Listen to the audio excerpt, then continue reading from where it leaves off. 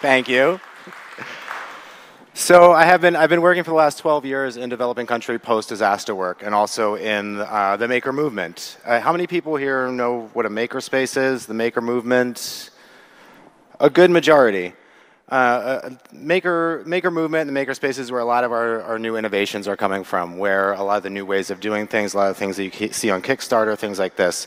People think of maker spaces and the maker movement as a lot of digital things, and I like to look at it in a different way. And around in a maker space, you have a lot of participation, and it's something that in my 12 years of working within the humanitarian sector across the globe, it's something that I've seen has been really, really lacking within almost all humanitarian work, and that is participation.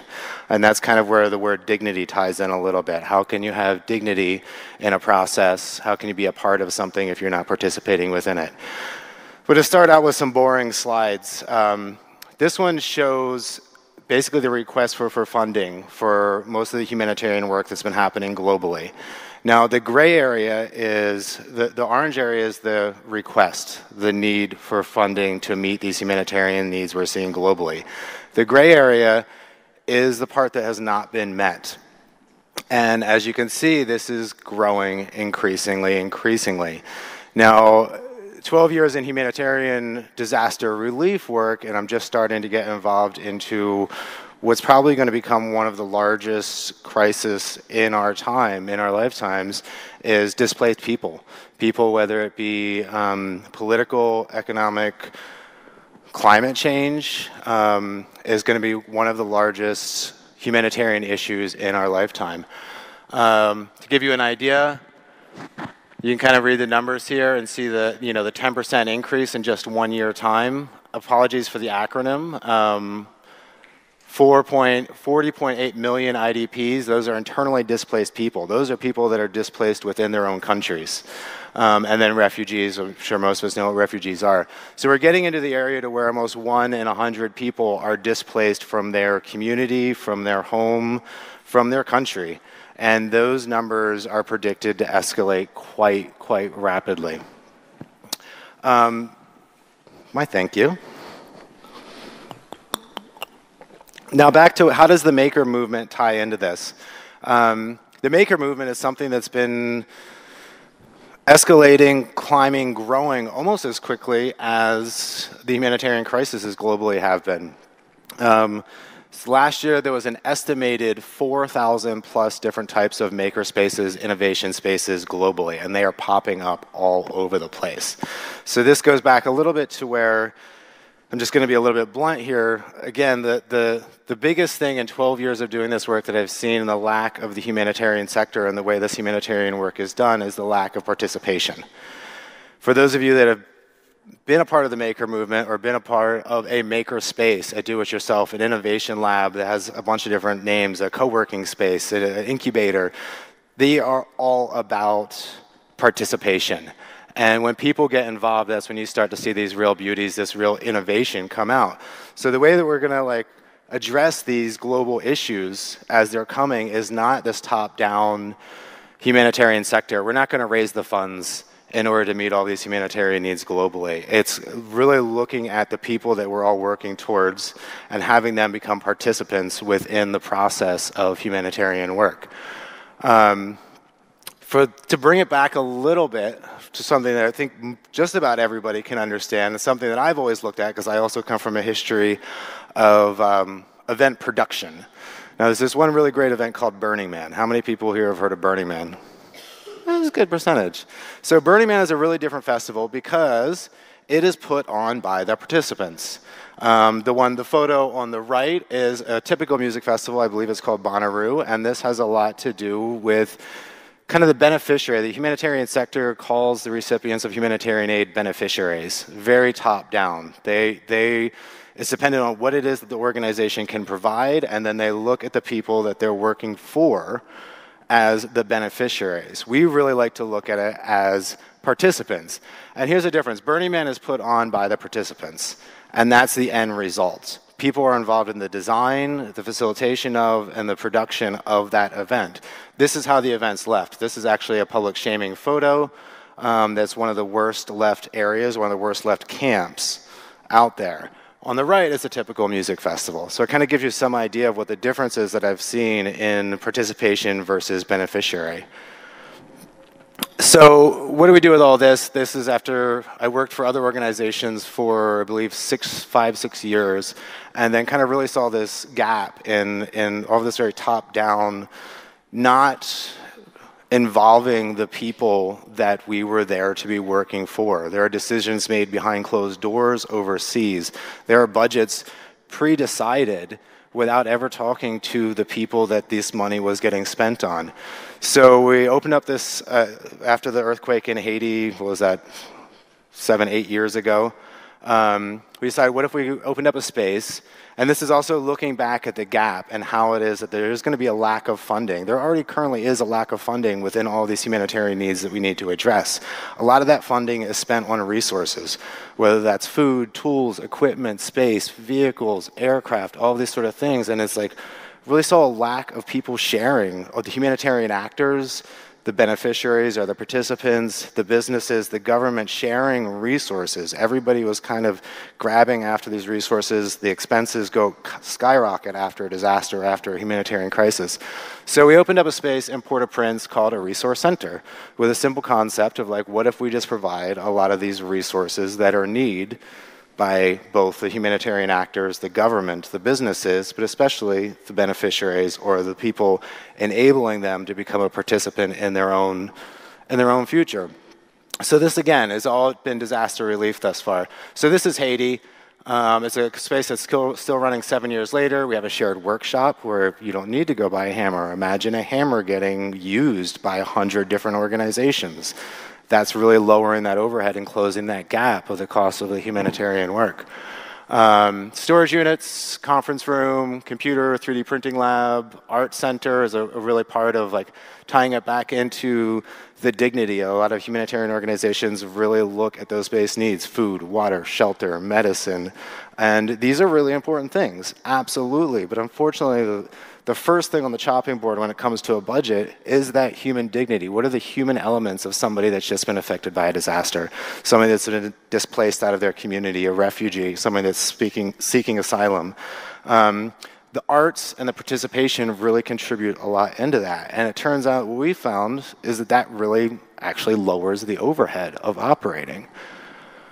This place has also become a whole living lab is what we call it, to where a lot of new technologies, people look at closing that gap in the humanitarian sector, the funding gap, as we need more innovation. Absolutely. We need more new technologies, new ways of doing things. And I think for us, the biggest thing is the new way of doing things is involving the people themselves.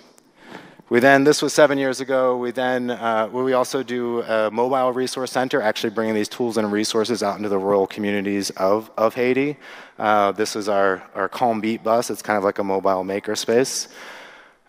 We did the same thing in the Philippines following the typhoon, very similar, yet quite different at the same time. Workshop, training hall, computer lab, 3D printing lab. We added a co-working space. A lot of the small organizations are literally fighting over office space as you have a sudden influx of organizations coming into a post-disaster zone. You have this sudden influx and it skyrockets all the rates. Why don't we share this resource? Arts Craft Center. Here's a really great example of literally giving the tools to the people and how much larger of an effect that can have.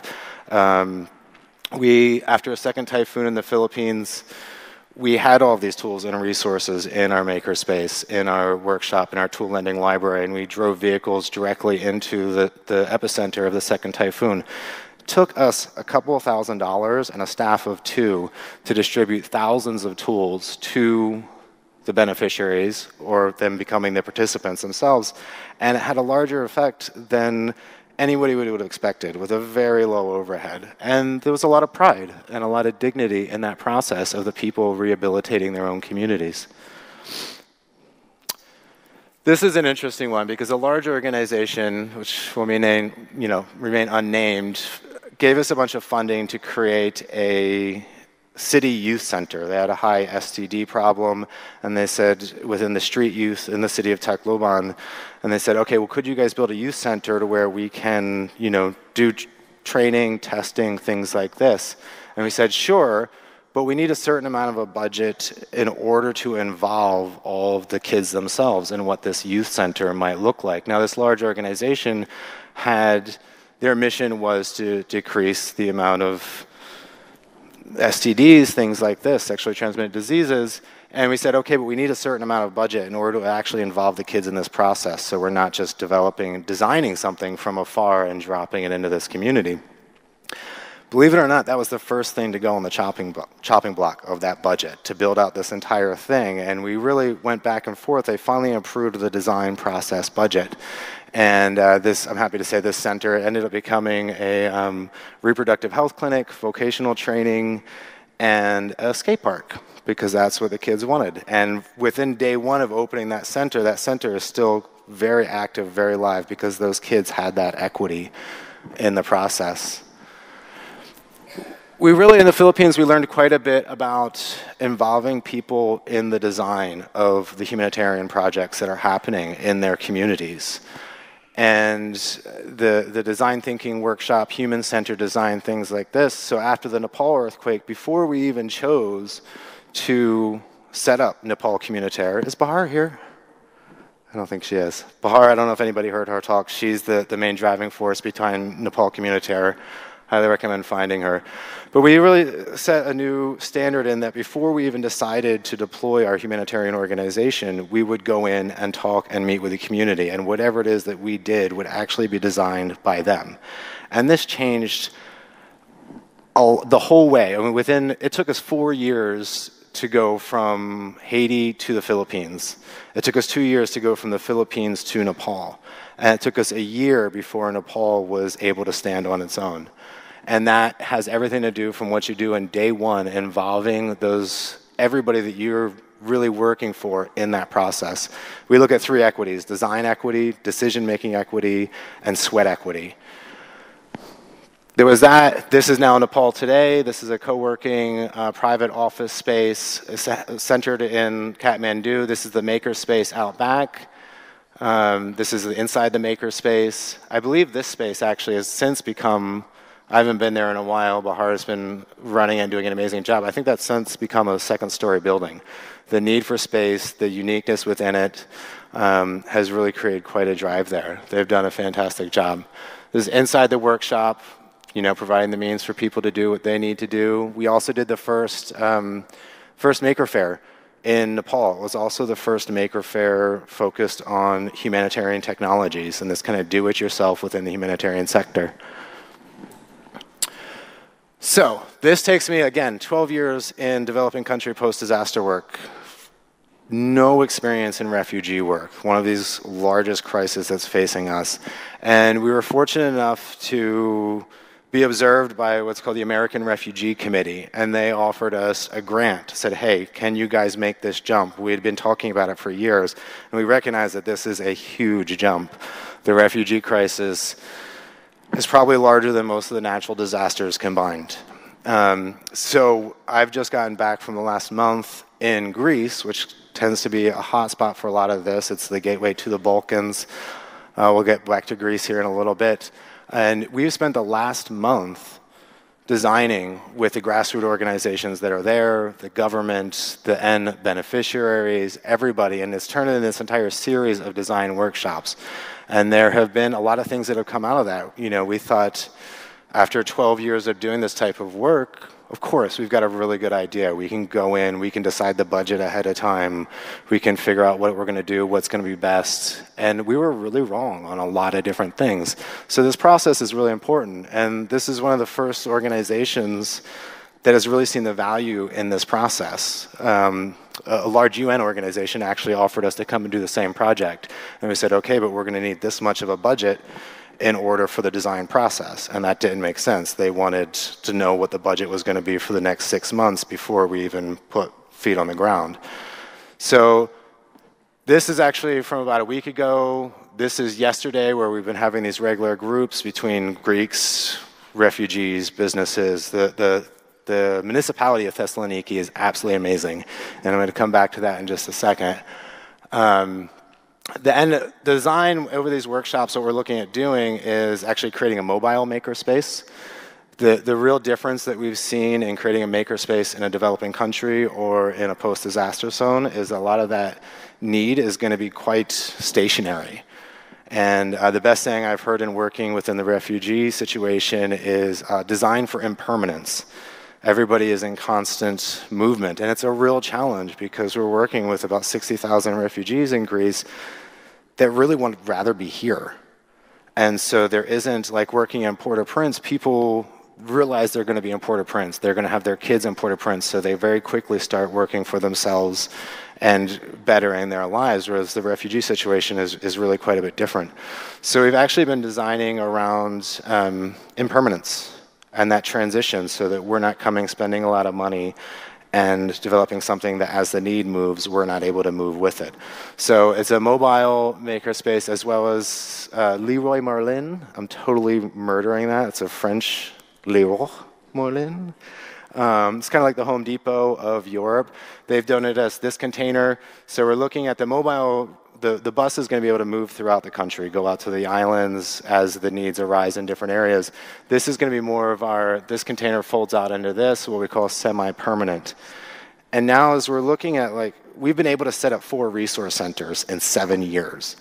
That's not even close to enough. And in our travels, especially around Greece, we have found probably 6 other different groups that are looking at opening up some sort of makerspace. So we've been adjusting our model to how can we provide a short-term makerspace that really help these groups figure out, A, is a makerspace needed in their community, and what does it look like? 4,000 different makerspaces globally. There's probably 4,000 different variations of a makerspace and the technology and the participation that's within it. So we're looking, this is going to be in Thessaloniki for the next 6 months. And Thessaloniki is an absolutely amazing city. It's actually the city known as the city of refugees, and it's actually the host to the next Republica. I don't know, did you guys know about that? Yes, it's going to be pretty awesome. Thessaloniki is amazing. There's a large startup culture there. It's also on the Rockefeller Foundation's 100 Resilient Cities. There's a lot of really cool things going on there. I guess we're going to be fully set up, and I guess it's kind of an open invitation to, as we're trying to close that gap of need, participation, and lack of funding, it's kind of an open invitation to where exactly how we're going to address the globe's needs in the next 10, 20, 30, 50 years. It's going to involve a lot more participation by the people that are the beneficiaries, by groups like yourself, by groups like Republica. This made me really happy to see. So hopefully we'll see some of you in Thessaloniki. September, anybody? Yeah, it's in September. We'll be there. We ask you guys to really come participate. This center is literally going to be just a few miles from where the next Republica will be. I think there's Dublin and then Thessaloniki. And I think that's about it. You guys, to keep track, this is the name of our organization, by the way. Sorry. I don't know how many of you have Facebook on your phones, but if you want to keep track as we're launching into this refugee situation and want to keep track of what's going on, please follow us on whatever form of social media. And I've got 8 minutes. Any questions?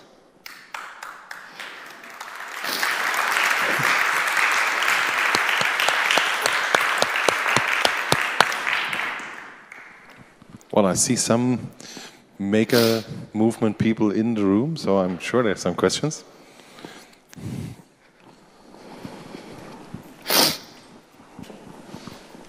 Hi, I work at UNDP in Mexico, and I've been taking these design thinking courses, and then I was just wondering if you managed to solve the challenges within working with the UN, because I just right now don't see how design thinking techniques could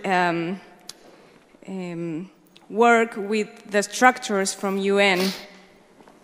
It's a really good question. We work with several different UN agencies, and everybody's needed.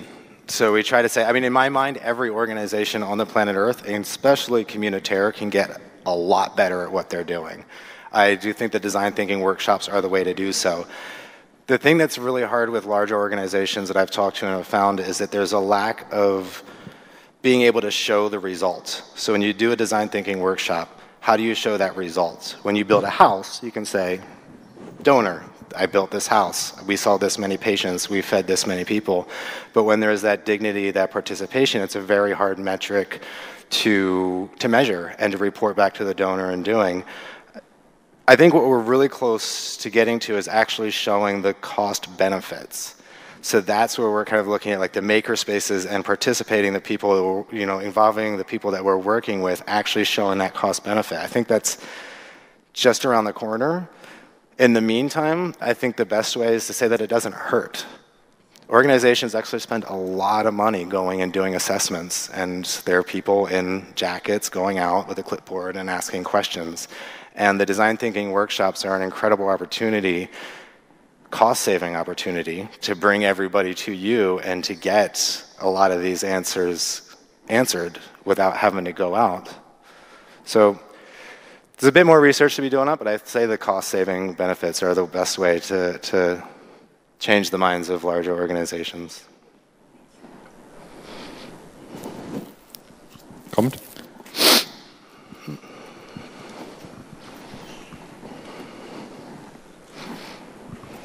Hi, Sam. My name is Samira, and I work for German Development Cooperation. And one thing that is always very important with government donors is looking at how an initiative can also contribute to income generation and promote employment, which is already difficult enough in a refugee context due to restrictions in entering the labor market. Is this an area that your organization is working in? Do you have any insights on that, or lessons learned, or ideas? I'd be interested to hear. Yeah.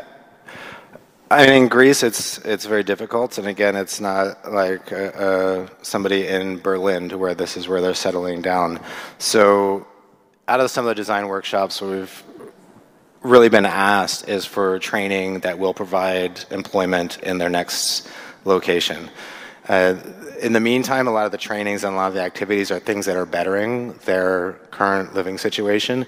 But no, a lot of the things in the 3D printing, in the digital arts, are what's being really requested because they know that this is a booming market, especially in the places like Berlin or London, things like that. Does that answer your question? It's varied. You'd be surprised how many, and really opening up as to what type of vocational training the refugees want opens up. They know. They totally know. They know where they want to be. They would want to know what their best opportunity of getting a job is there. They know what their best chance is of getting a job in the country they're currently in. They know. So really leaving it up to them helps answer a lot of those questions. Hi. On that note, do you have... Hi. On that note, do you have any data set about what that information looks like? I mean, is this, you know, from conversations, or is this recorded somewhere? Synthesizing the data from the design workshops in Greece is something we're currently doing. It's tricky because a lot of people wish to remain anonymous. But no, that is something that we are, for the first time, in the Philippines was the first time we did a design thinking workshop that was very specific for that project. In Nepal, it was kind of like, let's really build the organization around this human-centered design, the design thinking. We did a horrible job at documenting it. We now have full-time staff that are documenting the process in Greece. And in Greece, we were looking at doing 3 design thinking workshops. This was our preconceived idea coming in from California. We'll do 3 in these different demographics. Halfway into the first design workshop, that turned into probably what's going to be 12 design workshops.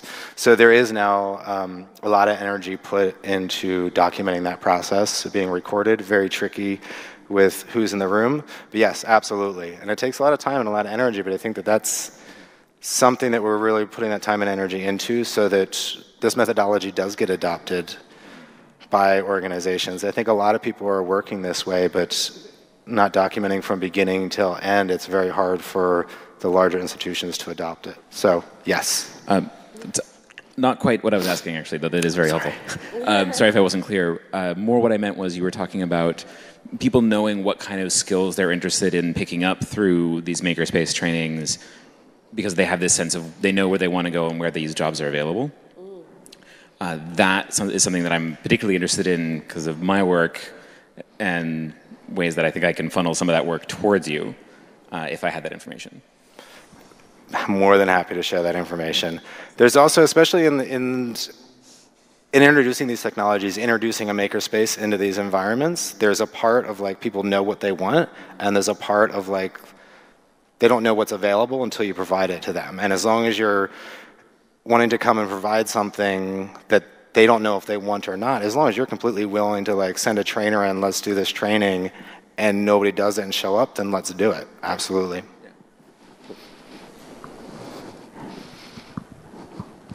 More questions? Silence impressive. You guys, thank you so much. Thank you.